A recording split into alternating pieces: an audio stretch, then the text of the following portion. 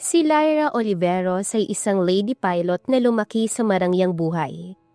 Ngunit piniling tahakin ang landas na malayo sa mundo ng negosyo ng kanilang pamilya.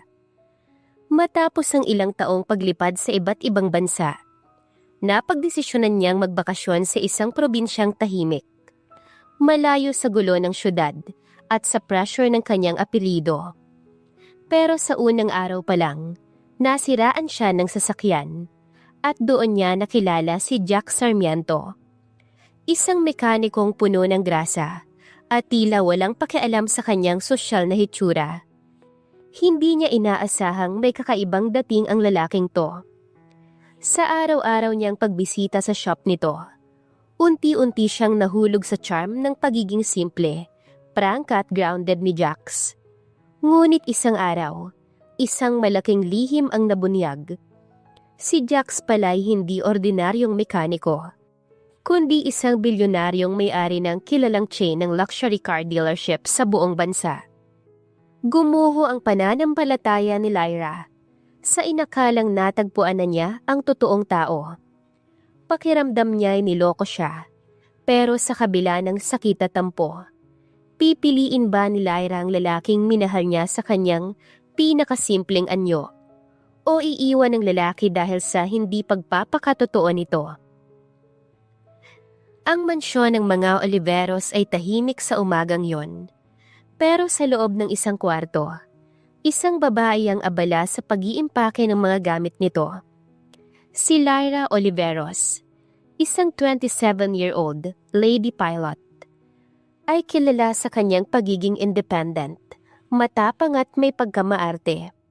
Lumaki siyang mayaman, ngunit sa halip na sundin ang yapak ng kanyang pamilya bilang business tycoon, pinili niyang lumipad sa himpapawid at pumunta sa iba't ibang bansa. Matapos ang ilang taon na paglipad sa iba't ibang bansa, nagdesisyon siyang magbakasyon, pero hindi sa isang 5-star resort o sa isang luxury cruise, kundi sa probinsya, doon kung saan ipinatapuno ng kanyang mga pinsan. Gusto niyang maranasan ang simpleng buhay kahit saglit lang. Habang abala sa pag-aayos ng kanyang maleta, bumukas ang pinto ng kwarto niya at pumasok ang mommy niya, si Melody Oliveros, dala ang isang tasang kape. Kasunod nito ang kanyang daddy, si Cloud Midnight Oliveros, na nakapamulsa at nakatingin sa kanya na parang may gustong sabihin. "Sweetheart, sure ka bang gusto mong magbakasyon sa probinsya? I mean, hindi ka sanay sa mainit na panahon at sa walang mall at sa..." Nakangusong umirap siya habang inaayos ang mga damit sa maleta. "Mom, hindi naman ako fragile. I can handle a little heat." Bahagyang natawa naman si Cloud sa sinabi ng anak. "A little? Alam mo bang summer ngayon, princess?" "Dad, I just want to experience something different.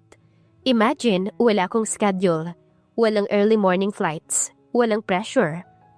Just me, the fresh air and the peaceful life."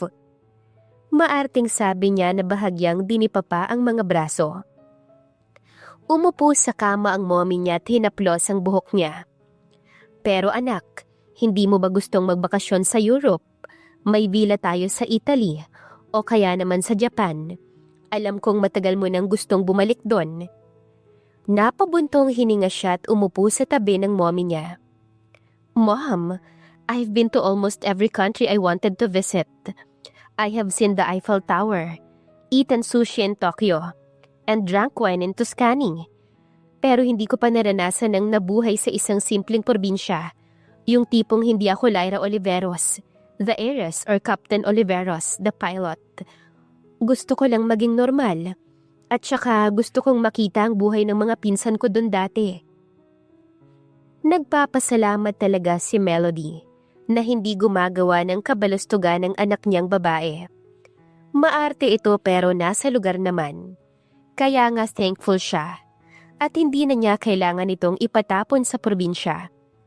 Ngunit hindi naman niya inaasahan na ito mismong magkukusang pumunta ron. Mahinang natawa si Cloud habang nakatingin sa gamit niya. "Kung simpleng buhay lang ang gusto mo, Hindi mo kailangang magdala ng 3 maleta, princess. Napataas ang kilay ni Lyra at tumingin sa kanyang mga dala. Excuse me, Daddy. Essentials to. Alam ko namang wala dong skincare brands na ginagamit ko ron. Hindi rin ako sigurado kung may magandang coffee shop na malapit. So I bring my own coffee. Napailing si Melody at napangiti. Anak, baka 1 linggo mo lang kayanin dun, tapos tatawag ka na sa amin para sunduin ka. Challenge accepted, Mom. Nakangising sabi pa niya. Umupo sa sofa si Cloud at seryosong tumingin sa anak. You know, princess, hindi ko pipigilan ang gusto mong gawin. You're old enough to make your own decisions. Pero kahit nasan ka, tandaan mo na isa ka pa ring prinsesa ng mga Oliveros. Ibig sabihin, may mga tao pa ring magtatanggang pakialaman ng buhay mo ron. Tumango siya at lumapit sa ama. Naupo sa armrest ng sofa at niyakap ito. I know, Dad, but I promise, I'll be careful. Hindi naman ako pupunta ron para makipagkilala sa kung sino. Gusto ko lang ng break. Tumango-tango na lang si Cloud. Can't say no to his princess. Then go. Pero kapag napagod ka sa pagiging normal, you will call us immediately. Bahagyang natawa pa ito nang sabihin ng salitang normal. Tumayo si Melody at niyakap ang anak. Just be safe, sweetheart. Tawagan mo kami, okay? Ngumiti siya at yumakap din sa ina. Of course, Mom. But please, princess, magpaalam ka sa kapatid mo. You know, Claudie, hindi yon mapakali kapag hindi ka nakikita sa isang araw. Baka maulit na naman ang pagwawala niyo nung panahong nasa Spain ka at hindi sinabi sa kanya na 1 linggo ka ron. Pabuntong hiningang saad ni Cloud. Napangiwi si Lyra at napatango. Mahal talaga siya ng bunsong kapatid niya. Siya ang nakatatandang kapatid pero mas matanda pa si Claudie sa kanya. Pero mas gusto niya yon. Tumayo siya at tinawag ang kapatid. Matapos ang maikling usapan, tinulungan siya ng mommy at daddy niya na ilagay ang kanyang mga gamit sa sasakyan. Habang umaandar na ang kanyang black luxury SUV palabas ng mansyon, naramdaman niya ang kakaibang excitement sa dibdib. Sa unang pagkakataon, wala siyang itinerary, walang strict schedule. Wala siyang ibang kailangang gawin kundi maranasan ang buhay sa probinsya. Pero ang hindi niya alam, sa unang araw pa lang ng kanyang bakasyon, ay isang pangyayari ang hindi niya inaasahan. Habang papunta si Lyra sa probinsya, ay hindi niya inaasahang tumirik ang sasakyan nila. Panay ang hampas niya sa manibela. Mainit ang araw at sa kabila ng pagbukas-sara ng aircon ng kanyang sasakyan, hindi maalis ni Lyra ang inis sa sitwasyon. Bumuntong hininga siya habang nakatitig sa manibela. Great! First day of vacation and I'm already stuck in the middle of nowhere. Lumabas siya ng sasakyan suot ang designer sunglasses at isang wine linen dress na bumagay sa kanyang slim at eleganteng katawan. Pero ang iritasyon sa kanyang mukha ay hindi maitago. Tumayo siya sa gilid ng kalsada at sinubukang maghanap ng signal sa kanyang cellphone. Tatawagan na lamang sana niya ang kanyang kapatid. Pinindot niya ang phone ngunit wala pa ring signal. Seriously? No signal? Of course, of course. Napamura siya ng mahina, saka inilibot ang tingin sa paligid. Walang ibang sasakyan, walang ibang tao. Puro mga punong nakapaligid sa kanya. Ang tanging naririnig niya ay ang huni ng mga ibon at ang ihip ng hangin. Umirap siya. So much for the peaceful province life. Maya-maya pa may lumapit sa kanyang lalaking tila galing sa kabilang bahagi ng kalsada. Matangkad ito, may matipunong pangangatawan at halatang sanay sa pisikal na trabaho. Nakatupi ang manggas ng suot nitong polo at may bahid ng grasa sa kanyang muka at braso. May pagkagulo rin ng kanyang buhok pero sa kabila ng dumi sa itsura nito, Hindi maikakaila ang lakas ng dating nito. Tumigil sa harap ni Lyra si Jax. Iniangat ang isang kilay. Nasiraan? Nagtaas din siya ng kilay. Hindi natuwa sa kasyual na tono ng lalaki. Obviously, hindi naman ako baliw para tumigil sa lugar na to kung hindi nasira ang kotse ko. Napatingin si Jax sa luxury SUV ni Lyra. Mula sa kinatatayuan nito, alam kaagad nitong hindi ordinaryong makina ang nasa ilalim ng hood. Tumangu-tango si Jax saka lumapit sa sasakyan. Bubuksan ko ang hood. Napakunot ang noo ni Lyra. Namaywang pa siya sa harap nito. Excuse me, sino ka ba? Walang kainte-interes na lumingon si Jax kay Lyra. Mechanic Jax Sarmiento. Gusto mong tumawag ng towing o gusto mong tignan ko muna? Napaatras si Lyra. Hindi niya gusto ang paraan ng pagsasalita ng lalaki. Masyadong diretsyo.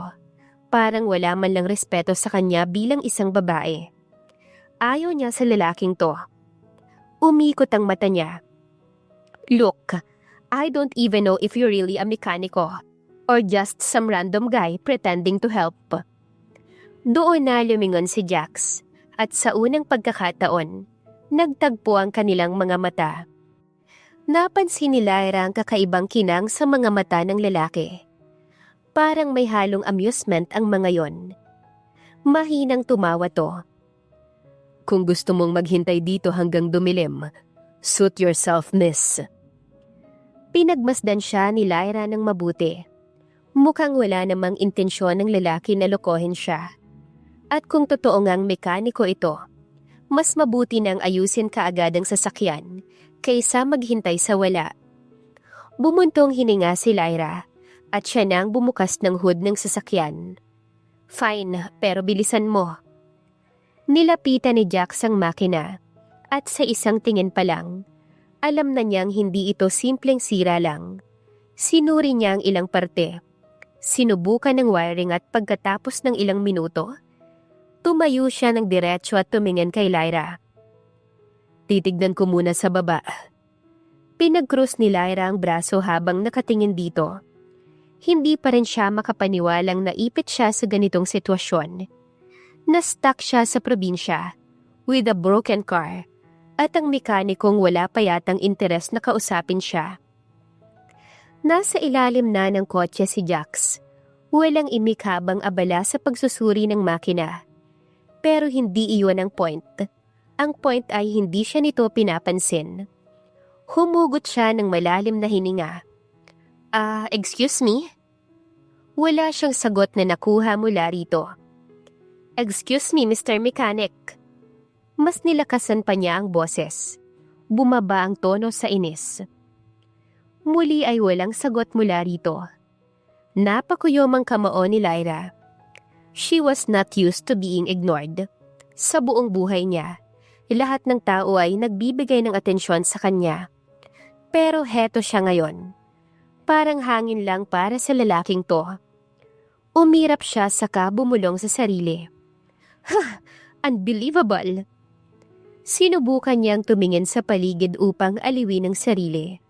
Pero wala siyang ibang makita kundi mga tools, spare parts, at isang kalendar na may larawan ng isang bikini model. Napairap siya. Maya-maya pa lumabas si Jax mula sa ilalim ng sasakyan. Tumayo at nagpunas ng kamay gamit ang isang basahan. Pero imbes na kausapin siya, dumiretso ito sa workbench at may kinuha pang ibang tools. At doon na siya tuluyang napikon. Inis na lumapit siya kay Jax. Ang takong ng sapatos niya ay malakas na tumunog sa sahig. Okay, what is your problem? Itinaas ni Jax ang isang kilay, tila naguguluhan sa tanong niya. Problema? Ako, may problema? Wala naman.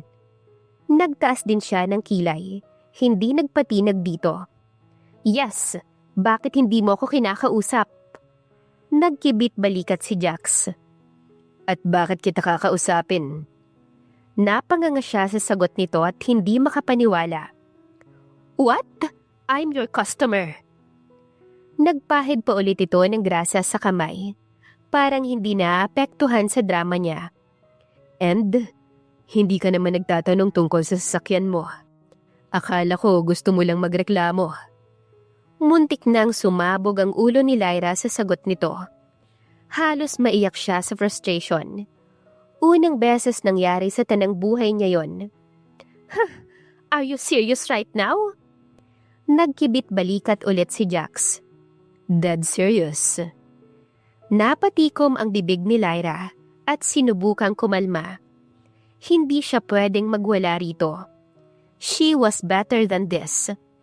Huminga siya ng malalim at sinubukang ibalik ang seryoso, ngunit malditang tingin. Hinabaan pa niya ang pasensya. Bahagyang ngumiti pa rito. Fine. Tell me what's wrong with my car. Tumango si Jax at lumingon sa kanyang sasakyan, bago muling binalik ang tingin sa kanya. Your fuel pump's busted. Kailangan palitan.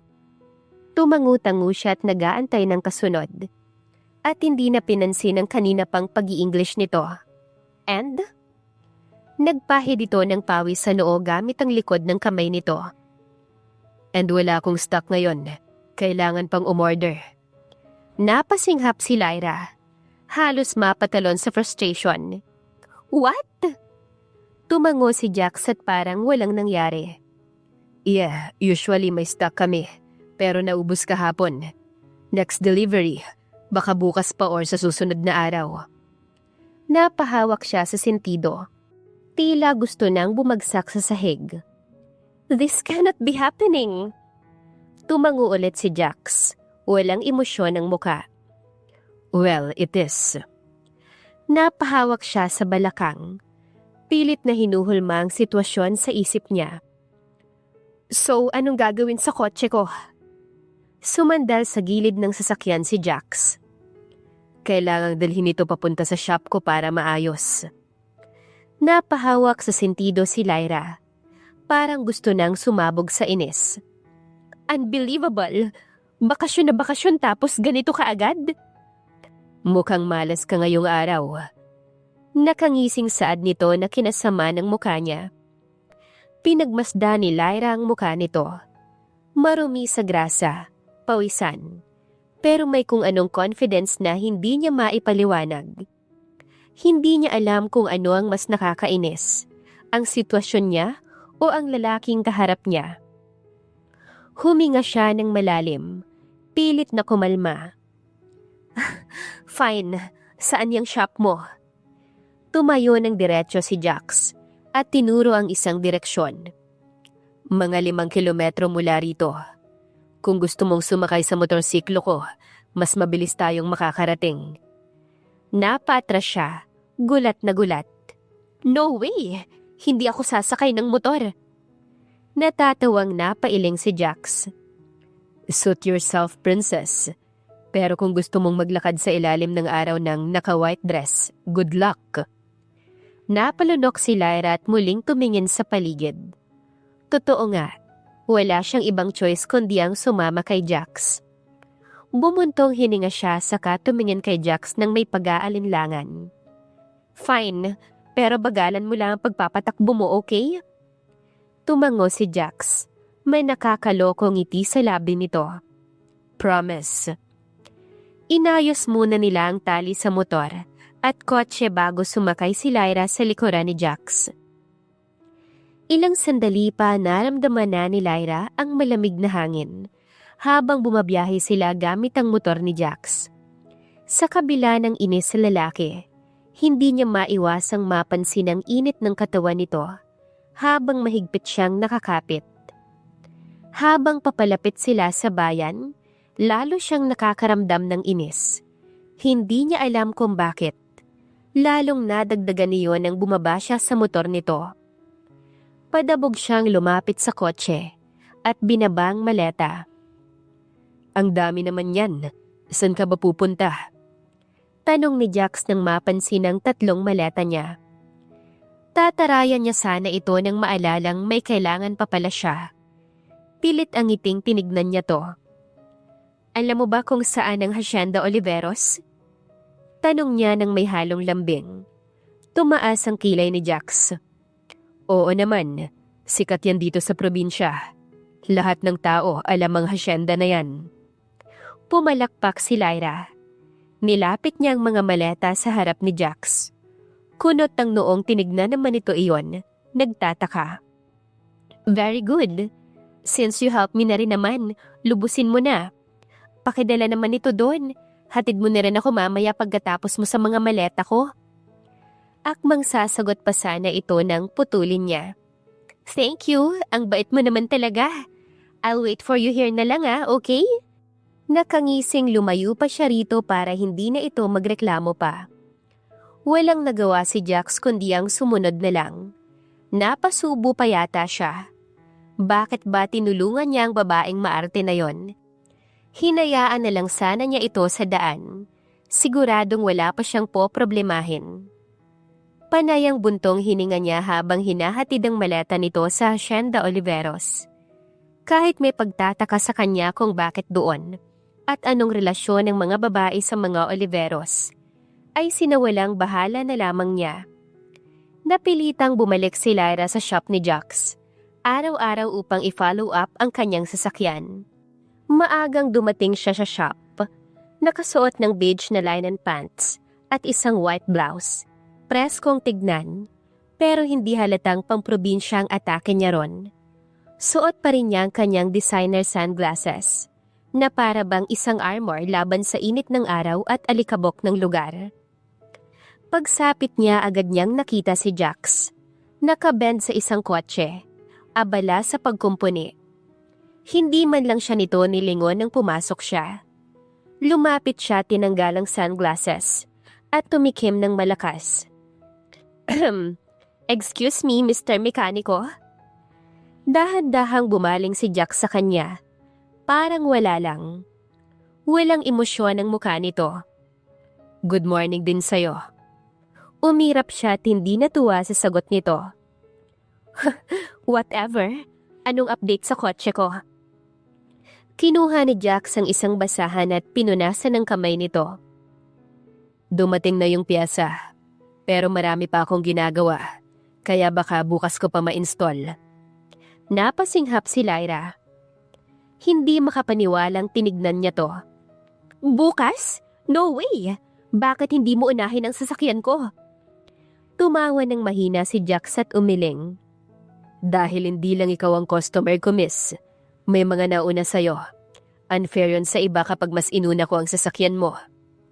Hindi makapagsalita si Lyra. Sanay siya na inuuna ang gusto niya, pero hindi rito. May tama din naman ito kaya hahayaan na lang niya muna. Bumuntong hininga siya at pilit na kinalma ang sarili. Okay, fine. Pero sigurado kang bukas Pupunta ulit ako rito para sigurado nga ayusin mo talaga ang kotse ko. Tumango ito habang nakatitig sa kanya. Tila natutuwa sa pagiging impatient niya. Sure, princess. Napataas ang kilay niya. Did you just call me princess? Kinindatan siya nito na kinagulat niya. Saka nito muling binalik ang tingin sa ginagawa. Kung bagay naman. Muntik nang maputol ang pasensya ni Lyra. Pero imbes na sumagot, salubong ang kilay na tinignan niya to. Hindi pa siya makapaniwala na kinindatan siya ni Jax. Ang sungit-sungit nito sa kanya. Kinabukasan bumalik si Lyra. Mas determinadong kunin ang kanyang sasakyan. Ngunit nangunot ang noo niya nang makitang maraming babae sa labas. Nakatitig kay Jax na mukhang lalapain nila to. Halos pumuso na ang mga mata nila sa kakatitig sa binata. Napangiwi siya.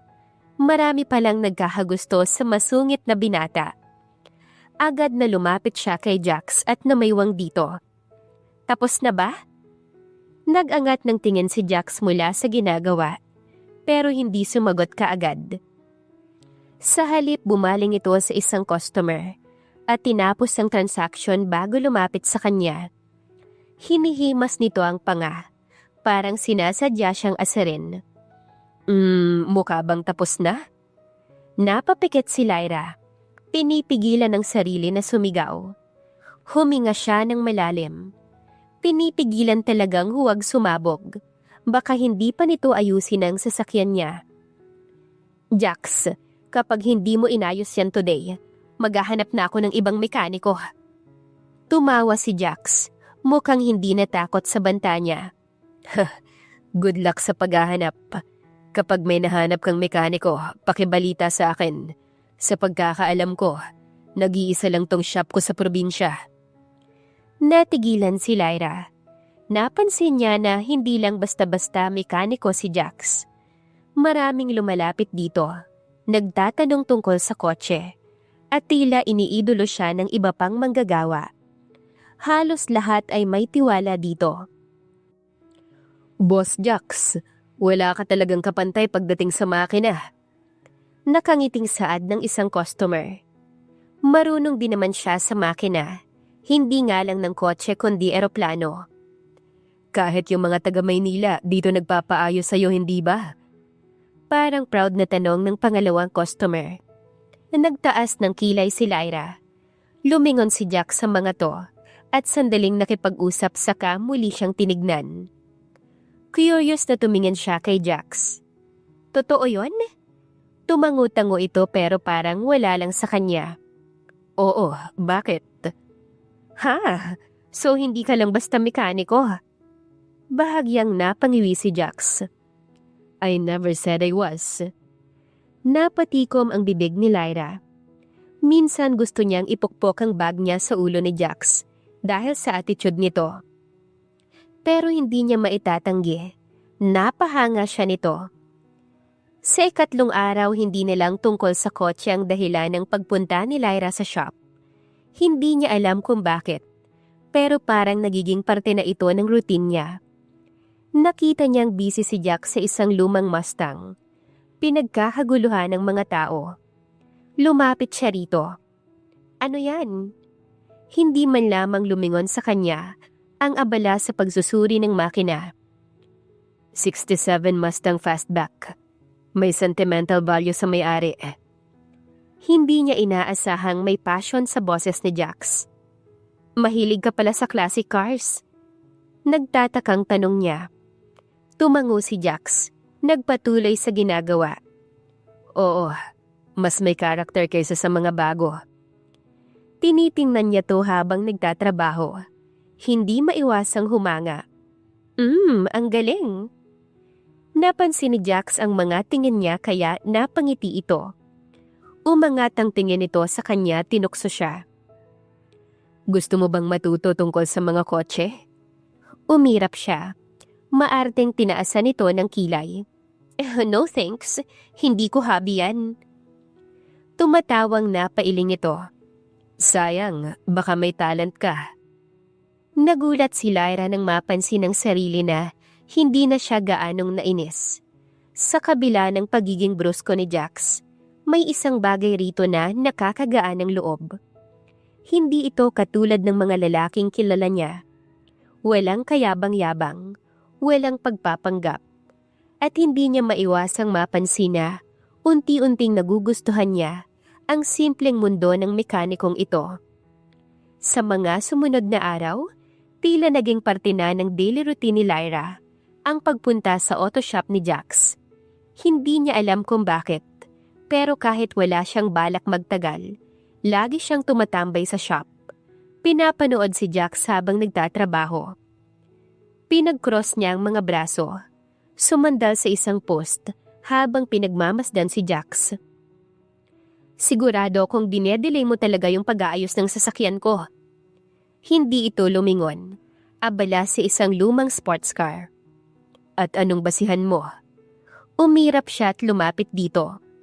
Kasi araw-araw akong nandito, pero hindi mo pa rin tinatapos. Napangiti si Jax. Hindi nagpapaapekto sa pagmamaldita niya. Hindi ako nagmamadali. Besides, mukhang nag-e-enjoy ka naman dito. Napaawang ang bibig niya.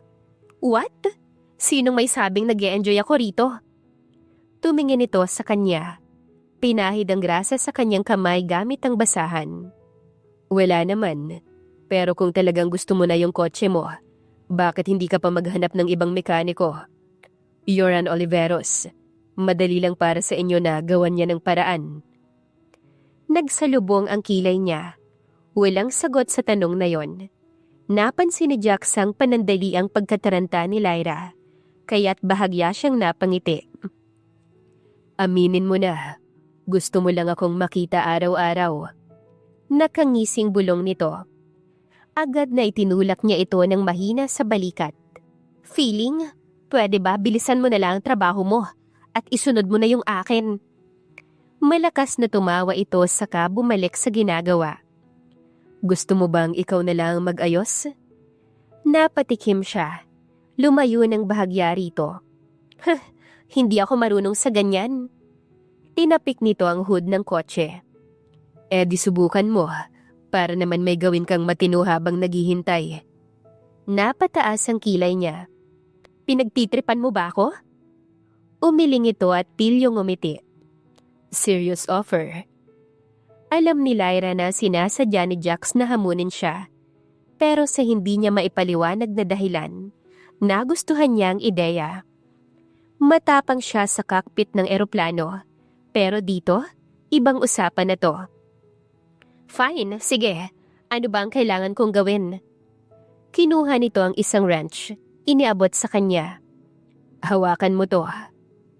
Tiningnan ni Lyra ang grasa sa kamay ni Jax, tapos ang wrench. Bago niya ito kinuha gamit ang dalawang daliri. Para bang isang bagay na hindi niya dapat marumihan. Tumawa si Jax sa pagiging maarte niya. Diyos ko, para nga hawakan mo lang yan ng 1 segundo. Excuse me, hindi ako sanay sa ganitong klaseng, Pairap na saad niya. Napangiwi siya ng aksidenteng madikitang daliri niya sa grasa. Agad niyang binaba ang wrench at kinuha ang panyo sa bag niya para punasan to. Hindi ka talaga pang mekaniko. Pailing-iling na sabi naman ito. At least I tried. Sarkastikong ngumiti si Jax. Oo nga, at dahil dyan, bibigyan kita ng credit. Napansin ni Lyra ang paraan ng pagtingin sa kanya ni Jax. Ngumuso siya at bahagyang umiwas ng tingin dahil pakiramdam niya ay namumula ang pisngi niya. Sa bawat araw na dumadaan, unti-unting napapansin ni Lyra na hindi lang basta mekaniko si Jax. Madalas siyang may bisitang high-profile clients, mga lalaking nakasuit. Minsan pa nga'y may dumaraang mamahaling kotse sa shop. Nung una hindi siya masyadong inintindi nito. Pero habang tumatagal, napapaisip siya. Isang beses isang itim na sports car ang huminto sa harap ng shop. Bumaba ang isang lalaking nakasuot ng mamahaling relo at sunglasses. Mukhang mayaman. Agad itong lumapit kay Jax. Parang may mahalagang pag-uusapan.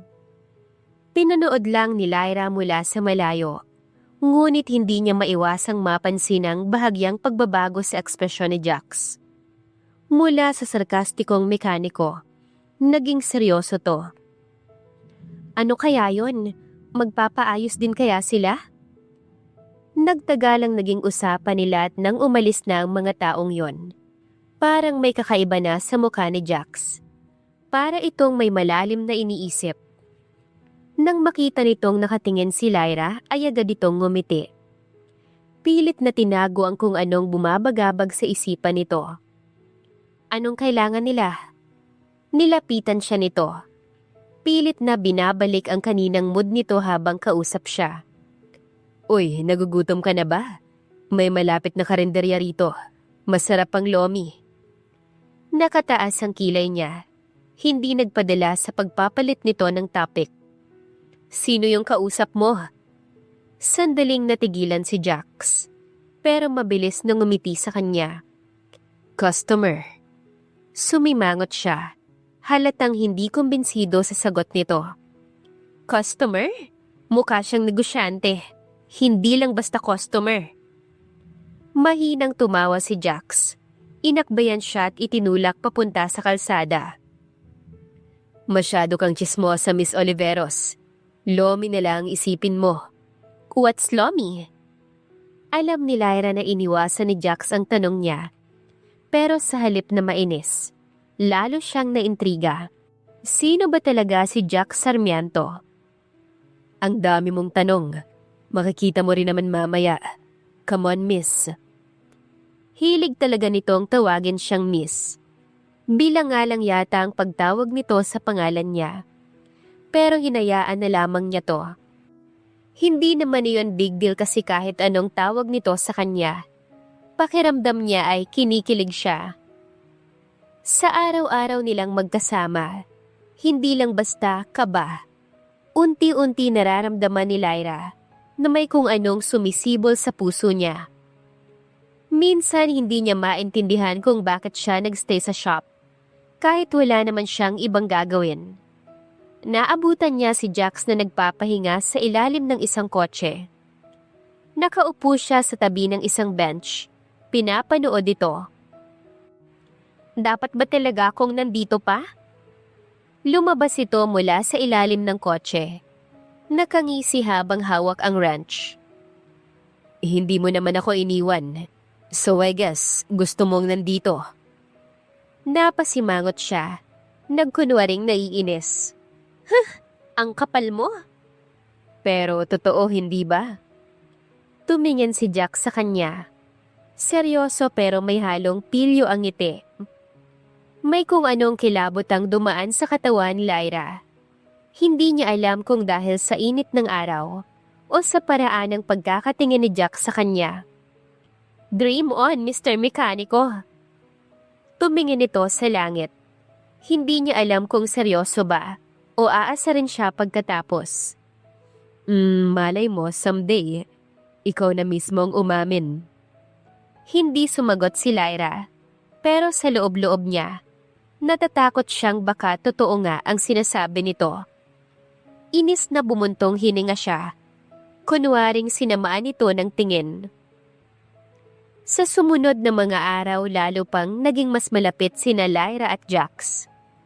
Kahit hindi nila tahasang inaamin, kitang-kita sa kilos nila ang hindi maitatanging may something sa pagitan nila. Lagi silang nag-aasaran, pero may kakaibang sweetness sa bawat batuhan nila ng linya. Nakasandal sa pinto ng isang kotse si Lyra. Pinapanood si Jax habang nagtatrabaho. Alam mo, hindi ko maintindihan kung bakit ang daming humahanga sa'yo dito sa probinsya. Hindi man lamang siya nilingon nito, abala sa pag-aayos ng makina. Dahil guwapo ko? Umirap siya, pinag-cruise ang mga braso. More like dahil marunong kang mag-ayos ng sasakyan, nothing special. Oh, pero bakit nandito ka pa rin araw-araw? Mukhang interested ka rin. Natatawang nilingon na siya ni Jax. Agad na napatayo ng tuwid si Lyra. Hindi hinihintay ko lang yung sasakyan ko. Lumapit sa kanya si Jax. Bahagyang yumuko para tignan siya sa mata. Sigurado ka? Napakurap-kurap siya, pero hindi umatras. Ano bang iniisip mo?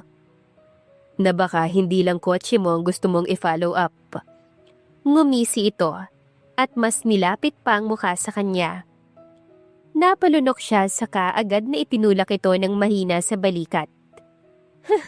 Ang kapal ng mukha mo. Malakas itong tumawa. Umiling-iling habang bumabalik sa trabaho. Relax miss, baka isipin ng iba kinikilig ka. Pinaikutan niya ito ng mata saka umupo sa isang tool cart. In your dreams? Nagpatuloy lang ang kulitan nila habang abala si Jack sa pag-aayos ng ibang sasakyan. Kahit na hindi diretsahang aminin ni Lyra, nasanay na siyang kasama si Jax araw-araw. Dahil sa init ng araw, nakaisip ng paraan si Lyra para asarin si Jax. Dumaan siya sa isang coffee shop bago pumunta sa auto shop at may bit-bit na iced coffee. Pagdating niya, nakita niyang pawisan si Jax habang nag-aayos ng gulong. Napangisi siya. Pasimpleng humigop siya ng iced tea. Exaggerated ang pagpapalamig ng sarili. Ang sarap talaga ng malamig na kape sa ganitong panahon. Tumigil saglit si Jax. Lumingon sa kanya at nakataas ang kilay. Wow, may pa-flex? Bakit? Gusto mo? Alok niya pero maya-maya ay nginisihan siya nito. Tumayo si Jax. Nilapitan siya. Naglakad na parang model papunta sa kanya. Oo naman, pahingi. Agad na itinago niya ang iced coffee sa likod niya. Nope, akin lang to. Ang damot mo naman, parang hihingi lang eh. Kinuha niya ang straw. Sinadyang higupin ng iced coffee ng dahan-dahan habang nakatitig dito. Ang lamig, ang sarap. Napatingin ulit si Jack saka umiling. Ang sama mo, miss. Sinadya mo talaga yan. Of course. Biglang hinablot ni Jack ang iced coffee mula sa kanya. Hoy, hindi ka nagpaalam. Mahinang sigaw niya. Tumawa ito at humigop ng malakas. Ang sarap nga. Salamat, miss. Parang gusto ko na nito araw-araw. Natigilan si Lyra. Nanlaki ang mata sabay hinampas ito sa braso. Ew, ano ka ba? Humigop ka sa straw ko? Yak! Nagkibit balikat ito. Sinadyang higupin ulit ang straw habang nakatitig sa kanya. Ano ngayon? Para lang tayong nag-indirect kiss. Nabitawan niya ang phone sa gulat. Namula ang pisngi. Jack Sarmiento! Tumatawa ito at iniwasan ang mga hampas ni Lyra. Ang dali mo namang asarin. Si Lyra naman ay tuluyang nag-blush. Hindi niya alam kung maiinis ba siya o kikiligin. Isang gabi napilitang maghintay si Lyra sa shop dahil hindi pa tapos si Jack sa ginagawa. Dahil sa pagod, naupo siya sa isang bench at nag-stretch. Biglang lumapit si Jack at may inabot sa kanya. Isang malamig na bote ng soft drink. Para sa akin? Tanong niya. Tumango ito saka umupo sa tabi niya. Siyempre, baka sabihin mo na naman hindi kita inaalagaan. Napangiti siya. Kinuha ang bote. Wow, ang bait mo ngayon ah. Sana nga, hindi ko na lang binigay. Sumandal ito sa bench. Grabe ka naman, pero thanks. Habang nagkakape si Jax at umiinom naman ng soft drink si Lyra, dumaan ang isang malamig na simoy ng hangin. Napansin ni Jax na bahagyang nanginginig si Lyra. Lumapit ito, tinanggal ang jacket niya at ipinatong sa balikat ni Lyra. Ayaw kitang marinig na nagrereklamo na malamig. Jax! Umiwas ito ng tingin. Hindi sanay sa ganong eksena. Wala yon. Hinawakan niya ang jacket nito. Bahagyang nakangiti. Salamat. Sa unang pagkakataon, walang asaran o pikunan na naganap. Sandali silang nanahimik. Pero ramdam nilang may bumabalot na kakaibang tensyon sa paligid. Si Lyra ang unang bumasag ng katahimikan. Huwag kang masyadong maging sweet. Baka ma-inlove ako sa'yo. Pagbibiro niya para matakpan ang pamumula at kilig na nararamdaman. Ngumiti ito nang lingunan siya. Kung gusto kong ma-inlove ka. Natigilan si Lyra. Hindi niya alam kung biro ba iyon o seryoso. Ngunit bago pa siya makasagot, tumayo na si Jax at bumalik sa trabaho. Iniwan siyang malalim ang iniisip. Sa pagkakataong yon, hindi na lang basta pangaasar ang ginagawa nila. Unti-unti na itong nagiging something more.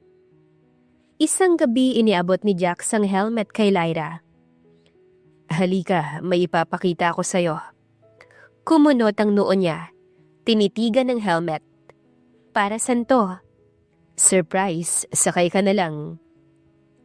Kahit nag-aalangan, isinuot ni Lyra ang helmet at sumakay sa passenger seat ng isang high-performance sports car. Hindi niya inaasahan na dadalhin siya ni Jack sa isang sekretong racing spot sa bayan. Isang underground car race na hindi pangkaraniwang alam ng mga tao. Nang makarating sila, napansin niyang maraming tao ang nakapalibot sa starting line. Ang ingay ng mga makina, ang hiyawan ng crowd, at ang amoy ng gasolina ay nagbigay ng kakaibang excitement kay Lyra. Lalong lumaki ang gulat niya nang makita si Jax na naglalakad patungo sa isang midnight black na sports car. Napatingin siya kay Jax habang bumababa ng sasakyan. Ano to? Parang Fast and Furious sa totoong buhay? Tumawa ito at tinapik ang hood ng isang nakaparadang kotse. Something like that. Habang iniikot ni Lyra ang tingin sa paligid, napansin niyang maraming mga tao ang bumabati kay Jax. At hindi lang simpleng pagbati. May halong respeto at paghanga. Bakit parang sikat ka rito? Mahinang bulong niya. Ngumisi ito at hindi sumagot kaagad. Manood ka na lang. Nagulat si Lyra nang biglang lumapit ang isang lalaki at inabot kay Jax ang susi ng sports car. At sa sumunod na minuto, nakitang nakaupo na si Jax sa driver's seat. Nanlalaki ang mga mata niyang lumapit dito. Wait, ikaw ang magmamaneho? Tumaas ang kilay nito. Ayaw mo ba akong suportahan? Naguluhan siya pero tumango naman. Ewan ko sa'yo, basta mag-ingat ka. Nagsimula ang countdown. 3, 2, 1, go! Nang marinig ang tunog ng mga makina, napasinghap si Lyra. Parang kidlat sa bilis ang paggalaw ng sasakyan ni Jax. Mabilis, eksakto at kontrolado ang bawat pagliko niya. Para bang sanay na sanay siya sa ganitong sitwasyon. Nang matapos ang karera at lumabas si Jax bilang panalo, pinalibutan ito ng mga tao. Lahat ay humahanga. Hindi alam ni Lyra kung bakit, pero may kung anong bumabagabag sa kanya. Sino ka ba talaga, Jax? Mahinang sabi niya nang makalapit sa kanya si Lyra. Kinabukasan, nasa shop muli si Lyra, gaya ng nakasanayan niya. Pinapanood niya si Jax na walang sawang nag-aayos ng kotse, habang siya naman ay nakaupo sa isang lumang upuan, malapit dito. Pinag-cross niya ang mga braso. Hindi mo pa rin sinasagot ang tanong ko kagabi. Hindi ito tumingin, kunwaring abala sa makina. Anong tanong? Huwag mo akong lokohin, Jax. Alam mong alam ko na may tinatago ka. Bahagyang umirap siya. Bago pa siya masagot ni Jax, isang mamahaling sports car ang pumarada sa harapan ng shop. Bumaba mula rito ang isang business executive na nasa late 40s, nakasuot ng mamahaling suit at halatang may mataas na posisyon sa kumpanya. Dahil malapit lang siya ay narinig niya ang usapan ng mga to. Boss, kailangan ka namin sa Maynila. May problema sa dealership. Naningkit ang mga mata ni Lyra habang pinapanood ang reaksyon ni Jax. Biglang nagbago ang ekspresyon nito. Mula sa usual na laid back at palabirong mekaniko, naging seryoso to. May otoridad sa kilos at pananalita. Pero nagpatuloy sa pag-aayos si Jax, hindi lumingon. Hindi pa ba naayos yan? May tinututukan na akong ibang bagay dito. Bumuntong hininga ang lalaki. Boss, this isn't about one branch. Ilang luxury dealerships natin ang apektado. Napaatras si Lyra. Luxury dealerships. Hindi siya maaaring magkamali ng dinig. Wait, what? Mahinang asik niya. Tumingin sa kanya si Jax. Bahagyang nag-aalangan. Ngunit bago pa siya makasagot, muling nagsalita ang executive. Boss, we're talking about billions here. Kapag tumagal pa, maaaring apektado ang lahat ng negosyo mo. Hindi na namin kayang solusyonan yon. Kailangan ka na namin. Saad ng lalaki nang hindi pinapansin si Lyra. Namilog ang mga mata niya, hindi makapaniwala.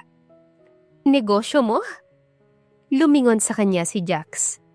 Alam niyang wala na siyang magagawa kundi sabihin ang totoo. Bumuntong hininga ito sa kahinarap si Lyra. Hindi lang ako basta mekaniko, miss. Napatitig si Lyra sa kanya, kaya nagpatuloy ito. Isa akong car dealer. Hindi lang isang chain ng luxury car dealership sa buong bansa. May mga branches sa Metro Manila, Cebu, Davao. Tumigil ito pansamantala saka tumingin sa kanya ng diretsyo. At pag-aari ko ang lahat ng yon. Is this a joke? Umiling si Jax at seryosong tinignan siya. Hindi. Tila hindi makagalaw si Lyra sa kinatatayuan niya. Ipinagkibit balikat niya lang noon ang mga high-profile clients na dumadalaw sa shop ni Jax. Iniisip na baka magaling lang itong mekaniko. Pero ngayong harap-harapan niyang nalaman ang katotohanan, hindi niya alam kung ano ang mararamdaman. Bakit ka nandito? Kung ganun ka kayaman, kung ganyan kalaki ang negosyo mo, bakit mo pinili ang isang lumang auto shop na to? Tumitig ito sa kanya, naglakad palapit. Dahil gusto kong bumalik sa kung saan ako nagsimula. Napagod ako sa corporate world. Sa mundo ng negosyong yon, puro pera, puro deal, puro pagpirma. Nakalimutan ko na kung bakit ko nga ba minahal ang mga kotse sa simula. Huminga ito ng malalim bago muling nagsalita. Tumingin ito sa paligid ng shop, saka bumalik ang tingin kay Lyra. Dito ako unang natutong humawak ng grasa. Dito ako natutong magmaneho, hindi lang para manalo, kundi dahil gusto kong maramdaman ang totoong thrill ng makina. At sa totoo lang, mas gusto ko tong buhay na to kaysa sa mundong meron ako. Natahimik si Lyra. Pilit iniintindi ang sinabi ni Jax. So, niloko mo ko? Agad itong umiling.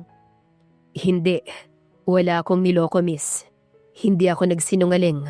Hindi ko lang sinabi kaagad. Pero ang Jax na nakilala mo, yun pa rin ako. Kahit mayaman ako, kahit may negosyo ko, hindi yun ang bumubuo sa kung sino ko. Hinanap ni Jax ang tingin ni Lyra, ngunit umiwas siya. Mahinang natawa siya pero halatang nasaktan din. Ang dami kong sinabi sa'yo tungkol sa mga mayayamang nagbabalat kayo. Tapos ikaw pala mismo. Lyra. Mahina pero may pag-aalangang lumapit pa ito sa kanya. Pero hindi na to pinakinggan ni Lyra. Umatras siya ng dahan-dahan. Saka mabilis na tinalikuran si Jax at lumabas ng shop. Hindi siya sigurado kung nagalit siya dahil hindi kaagad sinabi ni Jax ang katotohanan o dahil natatakot siyang mas lalong mahulog sa isang lalaking hindi niya inaasahang magugustuhan niya. Pagkarating sa hacienda, nagkulong si Lyra sa kwarto niya. Pilit iniisip kung bakit siya galit. Pakiramdam niya, niloko siya ni Jax. Hindi dahil nagsinungaling ito, kundi dahil hindi niya inaasahan na mayaman pala to. Nakahiga siya sa kama, nakatitig sa kisame.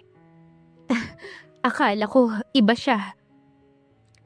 Akala niya sa wakas, nakahanap siya ng isang taong tunay. Hindi tulad ng mga lalaking nakilala niya sa ibang bansa at sa Maynila, na puro business at pera lang ang iniisip. Pero ngayong nalaman niyang mayaman din si Jax, parang biglang nadagdagan ng pader sa pagitan nila. Lalo na't naikwento din niya rito na ayaw niya sa lalaking mayaman. Pero sa kabila ng tampo niya, hindi niya maitanggi ang isang bagay. Hindi naman nagbago si Jax. Hindi ito nagkunwari. Hindi ito nagpa-impress. Ito pa rin si Jax na nakilala niya. Masungit minsan, palabiro, at walang pakialam sa estado ng buhay. Siya pa rin ang lalaking may grasa sa kamay na nagtatrabaho sa ilalim ng araw. Siya pa rin ang lalaking mahilig siyang asarin. Kinabukasan ay napabuntong hininga na lamang siya dahil talagang hindi siya tinigilan ni Jax. Araw-araw, pumupunta ito sa hacienda.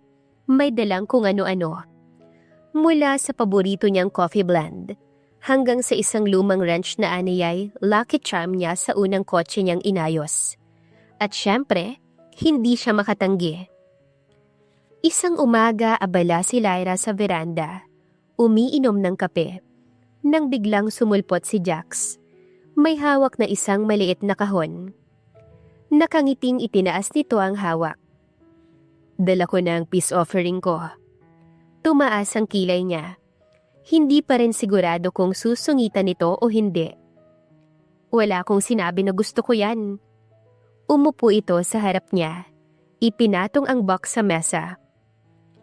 Alam kong wala, pero feeling ko, kahit hindi mo sabihin, gusto mo. Napatingin siya sa box. Curious pero ayaw magpahalata. Ano yan? Binuksan nito ang kahon. May laman nitong isang miniature na kotse. Classic model, kulay pula. First ever model na na-restore ko. Sabi mo kasi, gusto mong makita kung paano ako nagsimula. Napatingin si Lyra sa kanya. Totoo nga, sinabi niya yun dati at hindi niya inaasahang maaalala ni Jax. Hinawakan niya ang miniature car. Marahan itong hinaplos. Bakit mo binibigay to? Kasi gusto kong malaman mo na hindi lang ako yung mayamang car dealer na iniisip mo. Gusto kong makita mo rin kung paano ako nagsimula, na kahit mayaman ako, hindi ako lumaki sa mundong kinaiinisan mo. Natahimik si Lyra. Sa kabila ng tampo niya, hindi niya maiwasang mapangiti ng bahagya. Kinabukasan dumaan ulit si Jax sa asyenda. Pero ngayon, may dala na itong isang basket ng mga prutas at tinapay. Namaywang siya. Nakaharang sa pinto ng veranda habang nakatingin kay Jax. Ano na namang pakulo mo? Tinaas nito ang basket. Breakfast date. Umirap siya pero hindi mapigilan ang pagngiti. Wala akong sinabi na gusto kitang makadate. Wala rin akong sinabi na may choice ka. Hinaplos nito ang baywang niya nang lumapit sa kanya. Pagkatapos ay umupo ito sa isang upuan. Inilabas ang mga dala nitong pagkain. Saka tumingin kay Lyra na parang hinihintay na lamang siyang sumabay. Napapailing si Lyra pero sa loob-loob niya ay naaaliw siya sa pagpupursige ni Jax. Pangatlong araw, hindi lang simpleng regalo ang dala ni Jax. Dala nito ang sarili nitong motorbike. Nakatitig siya sa motor hanggang sa napakunot ang noo niya. At ano na naman to? Nakangiti ito. Tinapik ang upuan sa likod ng motor. Sasama ka sa akin. Umirap siya pero halatang na-curious. Saan na naman? Secret?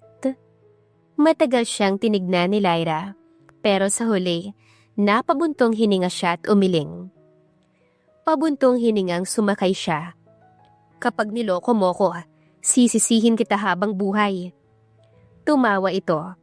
Bumaba sandali para suotan siya ng helmet. Natigilan naman si Lyra sa ginawa nito. Mas gugustuhin kong masaktan sa karera kaysa masisi mo. At sa unang pagkakataon mula nang malaman niya ang totoo kay Jax, naramdaman ni Lyra ang isang bagay. Masaya siya. Alam niyang sa pagkakataon na yon ay nawala na ang tampo niya. Ganoon na yata siya karupok. Sa gitna ng biyahe, mahigpit ang pagkakayakap ni Lyra sa baywang ni Jax. Ramdam ang bawat paggalaw ng motor. Sigurado ka bang hindi mo ko ilalampaso sa kalsada? Ihulog mo ko. Makakatikim ka sa akin. Kinakabahang sigaw niya. Tumawa ito at sumigaw rin pabalik. Bakit, Lyra? Natatakot ka na ba? Umirap siya, kahit hindi naman ito nakikita. Sinandal niya ang muka sa likod nito. Hinding-hindi ako aamin dyan. Hindi niya kita pero alam niyang nakangiti si Jax. Nang makarating sila sa isang secret view deck overlooking the city, bumaba sila ng motor. Napatingin siya sa tanawin. Napaawang ang labi niya. Wow! Ang ganda! Nakatitig sa kanya si Jax. Bahagyang napangiti. Oo nga, maganda, sobra. Nang lingunin ni Lyra si Jax, napansin niyang hindi ito sa tanawin nakatingin. kundi sa kanya. Ramdam niyang pamumula niya ngunit hindi niya iyon pinansin. Nagtaas siya ng kilay. Anong tinitingin-tingin mo dyan? Ngumisi si Jax. Sumandal sa motor nito. Ikaw, sobrang ganda mo. Mahirap alisin ang tingin. Ang baduy mo? Umirap siya pero hindi maitago ang ngiti sa labi niya. Tumawa ito at bahagyang lumapit. Sinasabi ko lang totoo. Napabuntong hininga si Lyra. Pakiramdam niya ay sobrang pula na niya ngayon.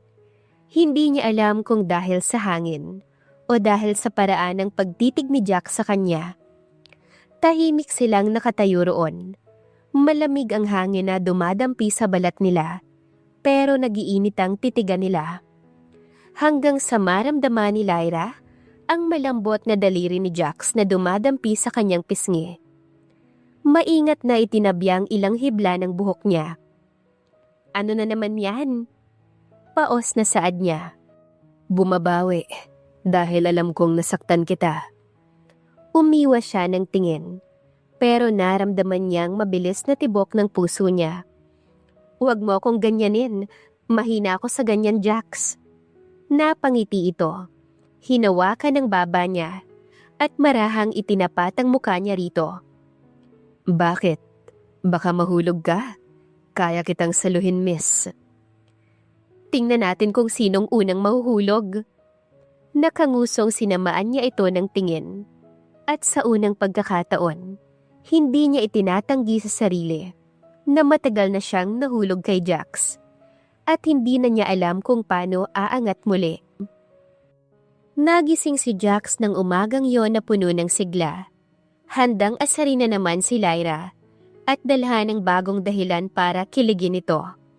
Ngunit pagdating niya sa hasyenda, napansin niyang tahimik ang paligid. Wala si Lyra. Lumapit siya sa isang kasambahay. Nakatukod ang kamay ni Jack sa baywang. Nagtatakang nilibot ang paningin sa paligid.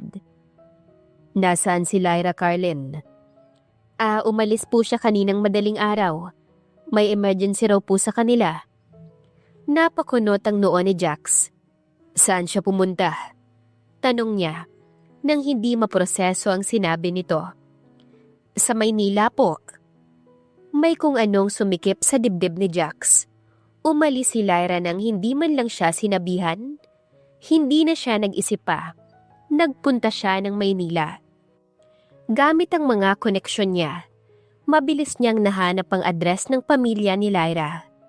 Hindi madaling hanapin yon, lalo na't sikat ang mga olivero sa bansa. Nang makarating siya sa malaking bahay, napansin niyang magulo ang paligid. Tila may nangyaring hindi maganda. Hindi na siya nagdalawang isip pa. Pinuntahan niya ang gate at tinawag ang pangalan nito. Lyra! Malakas na sigaw niya. Nagulat ang babaeng lumabas mula sa bahay. Halatang pagod na pagod si Lyra. Mukhang puyat at stress. Gulat na lumapit ito sa kanya. Hindi makapaniwalang naroon siya. Jax, anong ginagawa mo rito? Makikita ang pag-aalala sa mukha ni Jax. Napakamot siya sa batok. Anong ginagawa mo? Bakit ka umalis nang hindi nagsasabi? Halata ang pagod sa mukha ni Lyra. Umupo ito sa bench sa harapan ng mansyon. Sorry, biglaan kasi. Na-ospital si Dad. Wala na akong oras para magpaalam. Hindi siya iniwan ni Lyra.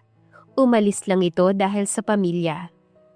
Lumuwag ang dibdib ni Jax, pero bahagyang nag-alala din dahil sa nakikitang reaksyon ni Lyra. Pero hindi pa rin niya matiis ang sarili. May gusto siyang sabihin. Gusto niyang klaruhin ulit ang lahat dito. Bumuntong hininga si Jax, naupo sa tabi ni Lyra.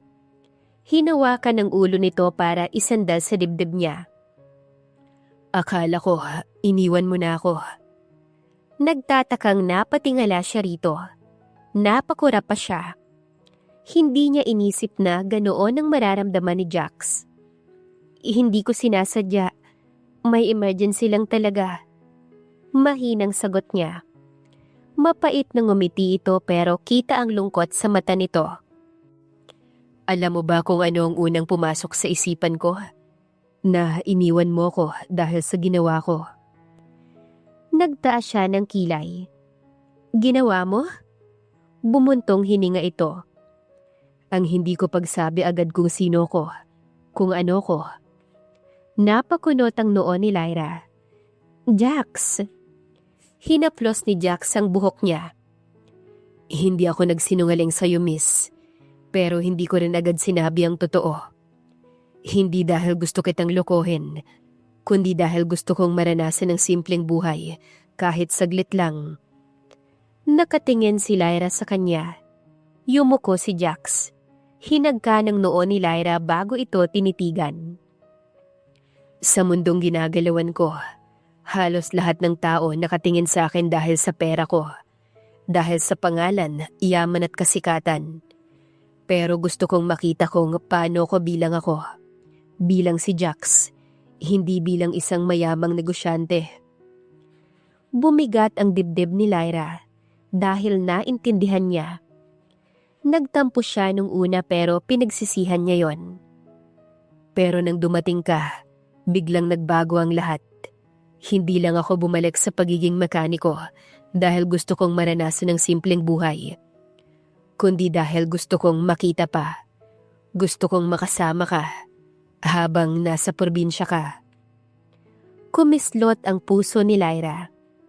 Hinaplos ni Jax ang pang-ibabang labi niya. Hindi lang ako bumalik sa passion ko, kundi natagpuan ko rin ang isang babaeng nagpatibok ng puso ko. Nagtagpo ang kanilang mga mata. Jax! Mahina ngunit may halong kabang saad niya.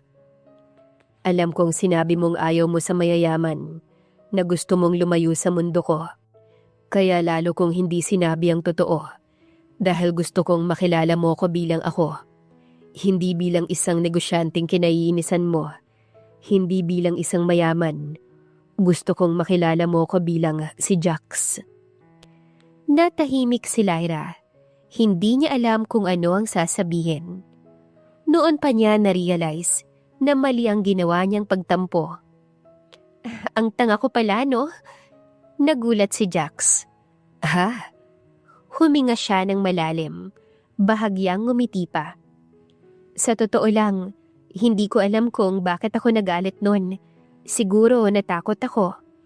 Natakot akong malaman na pareho lang pala tayo ng mundo.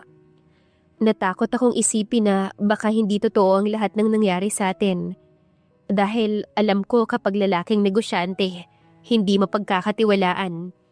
Sa buong buhay ko, tanging mga Oliveros lang ang pinagkakatiwalaan ko. Natakot din ako kasi ang alam ko, pera lang ang mahalaga sa mga mayayamang negosyante. Tinignan siya ni Jax sa mata. Hinaplos niya ang mukha nito. Nilapit pa ang mukha. Pero hindi naman pala importante yon. Ang mahalaga, ikaw pa rin ang Jax na nakilala ko. Ang mekanikong hindi mayabang, walang pretensyon. Ang mekanikong may malasakit. At kahit masungit, hindi ako natitiis. Biglang napawi ang kaba ni Jax. Ngumiti siya. Isang ngiting abot hanggang tenga niya. Nagkatitigan sila. Walang gustong bumitaw. So, ibig sabihin, tanggap mo na ako? Napangiti si Lyra. Umiling saka tumingin sa langit. Nagkunwaring nag-iisip. Pag-iisipan ko muna. Natawa siya saka umiling. Bahagyang hinawakan ang baba ni Lyra. Alam mo, miss, sobrang na-miss kita. Isang araw ka lang na nawala. Pakiramdam ko ay mababaliw na ako. Tumingala si Lyra sa kanya. Napansin niya ang init sa mga mata ni Jax. May halong saya, pagmamahal at kasiguraduhan doon. At bago pa niya mapigilan ang sarili, nagtagpo na ang kanilang mga labi. Malamig ang hangin ng araw na yon, pero mainit ang kanilang halik. Isang halik na puno ng iba't ibang kahulugan. Matagal silang nagyakap, parang ayaw nang bumitaw sa isa't isa.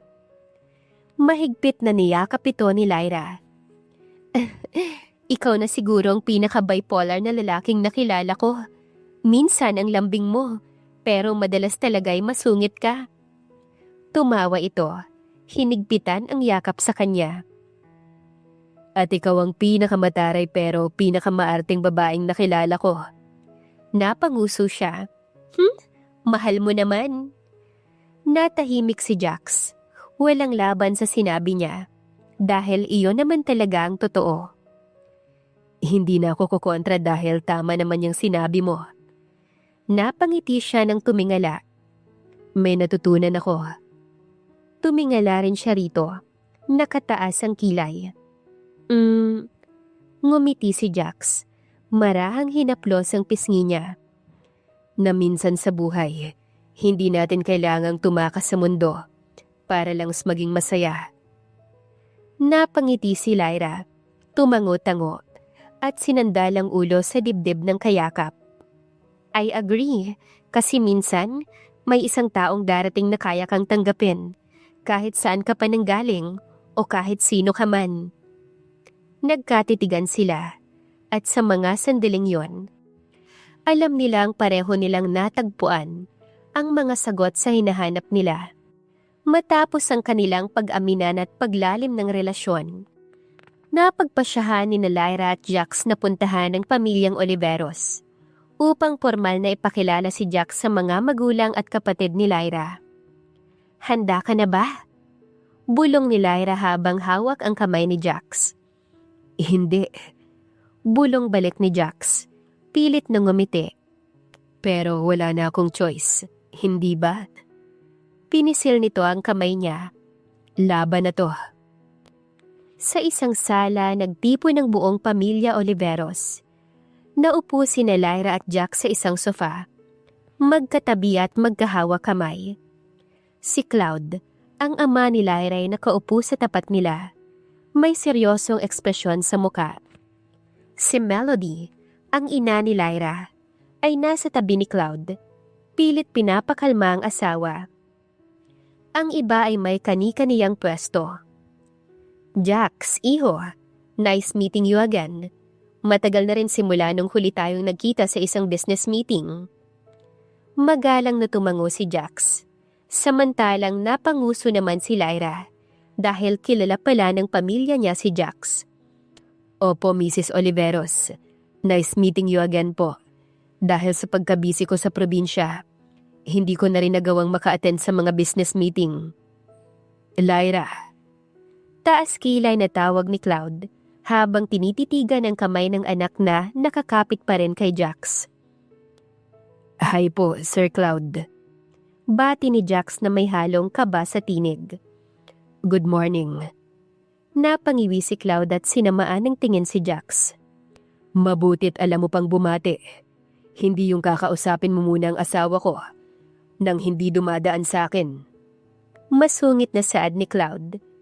Natawa ang mga kapatid ni Cloud. Lahat ay napalingon sa kanilang dalawa at napatingin sa kamay nila ni Jax. Si Melody naman ay napamulagat sa sinabi ng asawa. God, Cloud! Asik ni Melody. Hawak ang braso ng asawa. Huwag ka munang magwala dyan. Nakakahiya ka sa bisita. Hindi ako nagwawala. Sagot ni Cloud. Mahina man pero rinig iyon ang lahat. Pero ano to? Holding hands while I'm looking. Naghahanap ba ng gulo ang lalaking yan? Tito, Sir Cloud. Sabat ni Jax. Mabilis ang tibok ng puso. Gusto ko lang pong linawin na may malinis po kong intensyon kay Lyra. Malinis? Ulit ni Cloud. Tumayo pero hinila ito pabalik ni Melody. Malinis ba yung ginagawa mo sa harap ko? At saan ka natutong humawak ng kamay ng anak ko, ha? Bitaw, Sarmiento. Napapikit si Lyra. Nilapitan ng ama at bumulong dito. Daddy, please, huwag mo akong ipahiya. Hindi siya masamang tao. Alam mo yan. Alam ko. Bakit? Kilala ko ba tong lalaking to? Tanong ni Cloud. Halos mapunit na ang suot sa sobrang tensyon. Tumikim si Melody. Honey, Business partner natin si Jack Sarmiento, remember? Siya yung may-ari ng Sarmiento Motors, yung luxury dealership na pinuntahan mo last year sa Maynila. Napakurap si Cloud. Siya yun. Akala ko matanda na yun. Well, mukhang mas bata pala talaga sa personal. Sabat ni Midnight. At pogi rin kapatid. Pangaasar pa nito sa kapatid na si Cloud. Napanguso si Lyra. Papa Tito naman, wag mo na pong dagdagan ng gatong baka mas lalo pa pong magbuga ng apoy. Saad niya. Business partner mo, hindi mo man lang kilala. Naiiling na saad ni Melody sa asawa. I've worked with the Oliveros Group for years. Nagkataon lang po na nagbakasyon ako sa probinsya. At doon ko po nakilala si Lyra. Hindi bilang anak ni Mr. Oliveros, kundi bilang isang babae na tinuruan akong magmahal. Natahimik ang lahat. Aw, ang sweet naman. Sabay-sabay na sabi ng mga tiyuhin ni Lyra na parang choir. Alam niyang inaasar lang ng mga ito ang daddy niya. Sumama ang mukha ni Cloud. Sino ka, Sarmiento? Scriptwriter? Inis na saad ni Cloud. Tama na ang papoetic na yan. Ano talagang intensyon mo sa anak ko?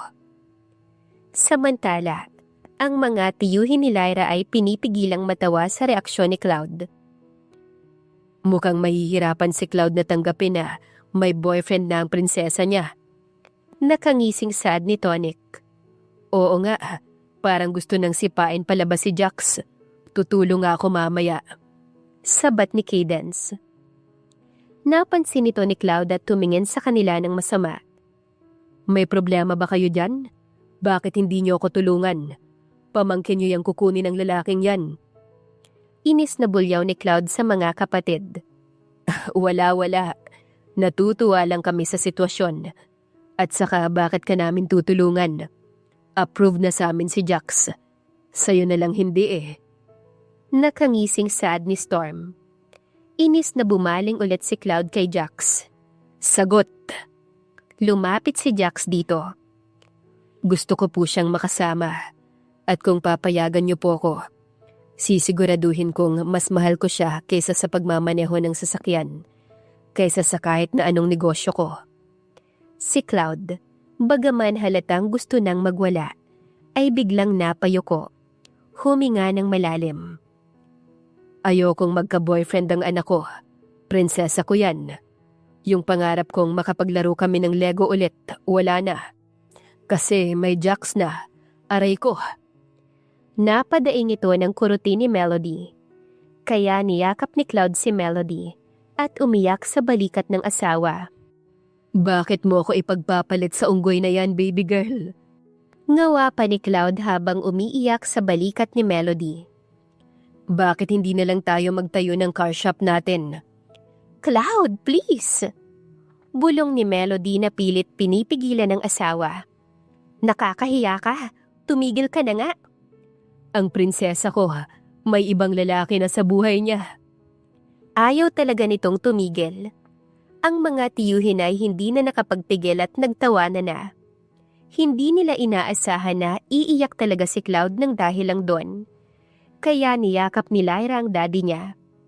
Dad, ikaw pa rin ang unang lalaki sa buhay ko.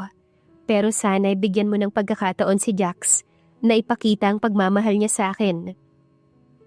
Lumapit din si Jax kay Cloud. Mr. Oliveros, pangako ko po na aalagaan ko si Lyra at hindi ko siya pababayaan. Napatingin si Cloud kay Jax. Kapag sinaktan mo siya, hindi ko po yun magagawa, sir. Sabat kaagad ni Jax.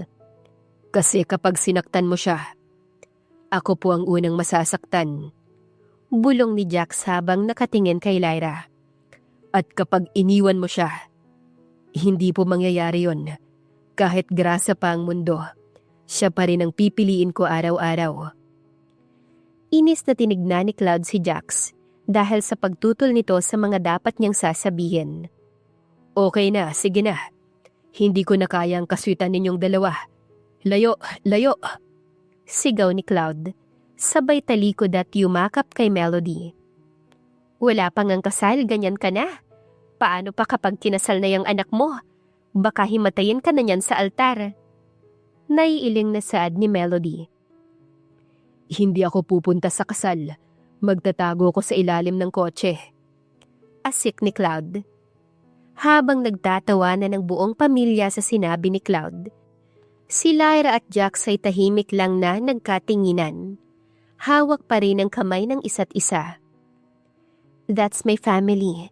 Sorry for what happened. Bulong ni Lyra na bahagyang sumandal kay Jax. Okay lang, sagot ni Jax. Kahit ipakulang pa ako, hindi ko to bibitawan. Sabay halik sa likod ng kamay ng dalaga. Normal na reaksyon lang yan ng mga tatay, lalo na't may pinakilalang lalaki ang anak nila. Muling hinalikan nito ang kamay niya. Jax! Bulong ni Lyra. Suway niya pero halatang kinikilig. Baka magwala na talaga si Daddy kapag nakita niya yan. Worth it. Sagot ni Jax sabay kindat sa kanya. Para sa'yo, lahat ng grasa sa mundo kakayanin ko. Ang cheesy mo? Nakangiting sabi ni Lyra at kinurot ang pisngi nito. Pero bagay sa'yo hindi ba? Sabay yakap ni Jax mula sa likod, habang pinapanood sila ng mga Oliveros na inaasal si Cloud. At sa gitna ng halakakan ng pamilya, yakapan ng mga magulang at pabulong na kulitan ng magpartner, unti-unting natanggap ng pamilya Olivero si Jax bilang bahagi ng kanilang buhay. Lumipas ang buwan, masayang naging relasyon nila Lyra at Jax. Walang araw na pinaparamdam nila sa isa't isa ang pagmamahal nila. Walang nagbago, dahil araw-araw, pinapatunayan nila ang nararamdaman nila. Ngayon nakatayo si Lyra sa isang burol. Tanaw ang sunset na dahan-dahang lumulubog sa likod ng mga bundok. Suot niya ang simpleng dress, habang hinihintay si Jax na may kinuha sa kotse. Inirapan pa niya ito bago sumama kanina. Namaywang siya. Kung ang sinasabi mong importanteng lakad ay ang tungkol lang sa bagong car part na dumating, lagot ka talaga sa akin. Narinig niyang may tumikim sa likuran. Paglingon niya, nakita niyang nakatayo roon si Jax. Suot ang maayos na long sleeves nito, at hawak nito ang isang maliit na kahon. Napakunot ang noo niya. Anong? Kinakabahang ngumiti si Jax. Baka pwedeng huwag mo muna akong awayan ngayon, miss. Malaki ang chance na masisira ang moment ko. Ano bang kalokohan to?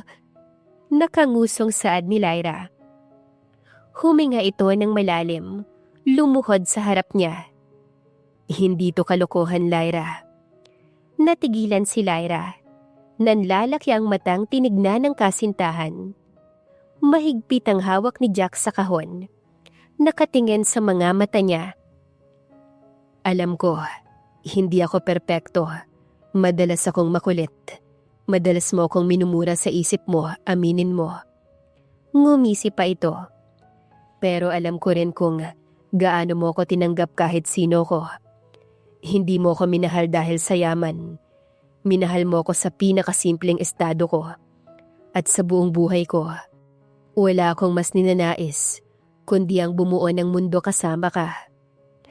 Dahan-dahan itong binuksan ng kahon. Isang simple pero eleganteng singsing. Alam ni Lyra na isa iyon sa pinakamahal na singsing sa bansa dahil minsan niya na iyong ginusto. Lyra Oliveros, pwede ba kitang tawaging asawa ko habang buhay? Please marry me. Tahimik si Lyra. Hawak niya ang kanyang dibdib. Pilit pinipigilan ng luha. Hindi na siya nagsalita. Tumango siya at yumuko. Niyakap si Jax. Oo, Jax, oo. Magpapakasal ako sa'yo. Mahina at umiiyak na sagot niya. I love you, miss. Mahal na mahal kita. Thank you for staying and choosing me every day. Sobrang mahal din kita, Jax. At sa ilalim ng kulay gintong langit, naghalikan sila. Isang halik na may pangakong walang iwanan. kahit sa simpleng mundo, kahit sa magulo. Sa love story ni Lyra at Jax, natutunan natin na ang tunay na pagmamahal ay hindi nakabase sa estado sa buhay, sa yaman, o sa kung anong meron ka. Sometimes the richest person are those who know how to love simply, honestly, and without expectations.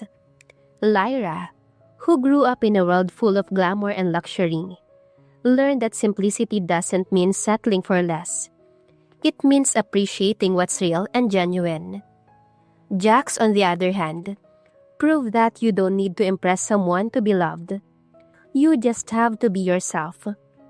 Minsan may mga tao tayong makikilala sa hindi inaasahang panahon, sa hindi inaasahang lugar, at kahit pa sa gitna ng init at inis, doon pala natin matatagpuan ang taong tunay na nagmamahal sa atin. Ang mahalaga sa isang relasyon ay hindi kung anong kaya mong ibigay na material na bagay, kundi kung paano mo ipaparamdam sa taong mahal mo na safe sila, mahal sila, at tanggap mo sila ng buo. In the end, the love story of Lyra and Jax reminds us that love is not about where you came from, but where you're willing to go, with someone you choose to love every single day. Maraming salamat sa pagtangkilik ng aming mga kwento. Magkita-kita tayo muli sa mga susunod pang istoryang ibabahagi namin sa inyo. Nagmamahal, Inday Series. Wakas.